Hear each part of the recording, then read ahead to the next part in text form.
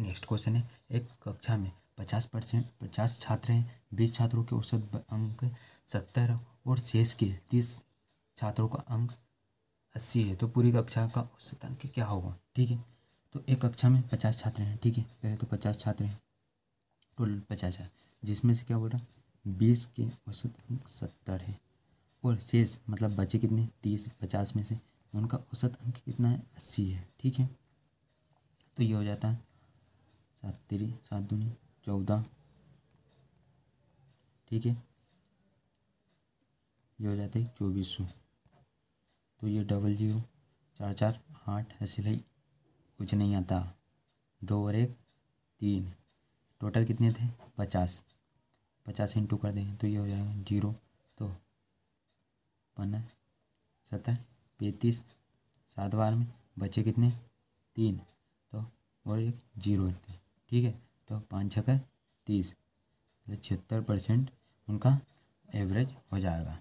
कितने। Next question है, यदि एक बक्स 350 की हानि पर 4650 में बेचा गया तो कितने प्रतिशत की हानि हुई, कितने प्रतिशत की हानि होती है। ठीक है, तो उसका हानि हुई 350 रुपये की। ठीक है, उसके बाद वस्तु कितने की, 4650 की, इतने में बेचने पर तो उसका क्रय मूल्य क्या होगा, 350 उसमें ऐड हो जाएंगे, है ना, तो ये जाएंगे 0 0 0 और 5, मतलब वो स्थिति 5000 की।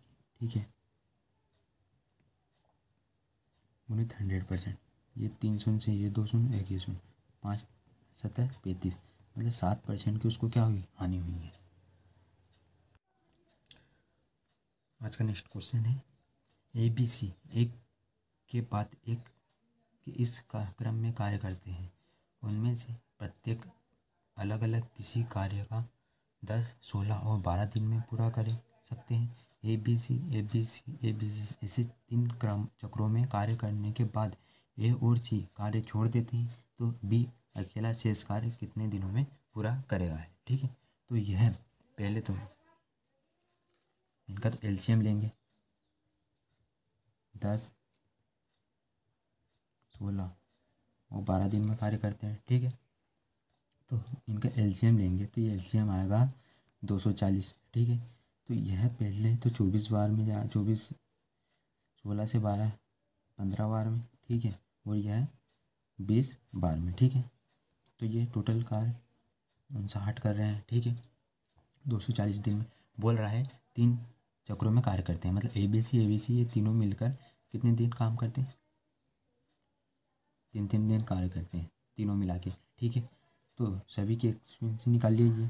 ठीक है, अब इसमें 3 दिन का अपन गुणा कर देते हैं। ठीक है, तो जो जाएगा 27 में 7 सिलाई 2 15 और 2 77। ठीक है, तो 77 कार्य तो कर लिया तीनों ने मिल के 3 दिनों में। ठीक है, तो यह है इसमें से माइनस कर देंगे, तो माइनस करेंगे तो ये हो जाएगा 63। ठीक है, अब बोल रहा है कार्य, अब बाकी का कार्य कौन करेगा, बाकी का कार्य करेगा बी, ए और सी तो कार्य छोड़ के चले आएंगे। अब सी करेगा तो सी क्या है, ये है,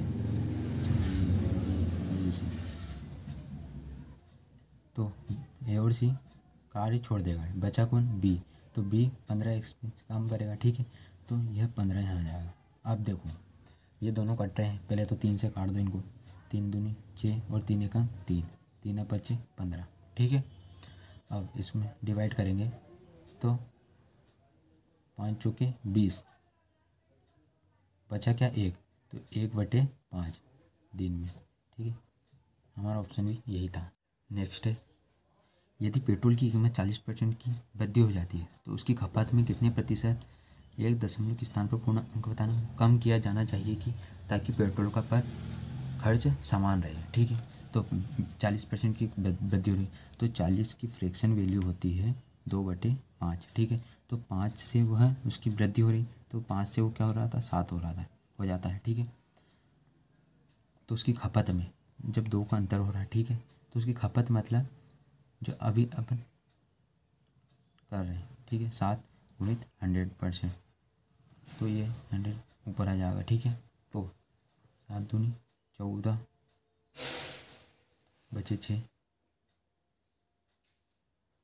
7 × 56, 7 × 56 और 56 कितने बचे 42, तो 6% इसका आ जाएगा, मतलब ऑप्शन फोर्थ राइट होगा। नेक्स्ट क्वेश्चन है, एक दुकानदार एक वस्तु पर क्रय मूल्य से 35% अधिक मूल्य अंकित करता है और अंकित मूल्य पर 20% की छूट देता है, तो उसका लाभ प्रतिशत क्या होगा। ठीक है, तो हर चीज़ 100% का क्रय है तो उस पर 35% अधिक अंकित करता है, मतलब ये 135 हो जाता है। ठीक है, उसके बाद क्या है, 20 अंकित मूल्य पर 20% की छूट देता है, तो ये है जैसे 20 की फ्रैक्शन वैल्यू, 35 की फ्रैक्शन वैल्यू तो करोगे तो बहुत हो जाएगा, तो ये 100% मान के कर लेते हैं। 20 की फ्रैक्शन वैल्यू होती है 1/5, तो कोई वस्तु 5 की है तो उस पर 30% छूट देता है, मतलब 4 की हो जाती है। ठीक है, अब इनका गुना करो या कुछ भी करो, काट के ये कटती है 27, ये 25 बार। ठीक है, तो 25 × 27, अंतर 2 का है। ठीक है, तो अंकित मूल्य क्यों बोल रहा है, अंकित मूल्य क्या था अपना 25। ठीक है, तो 25 × 100%, तो ये हो जाते हैं 200 लग जाएगी, इसको हटा देंगे तो 25 × 8 = 200, तो 8% का उसको लाभ होगा।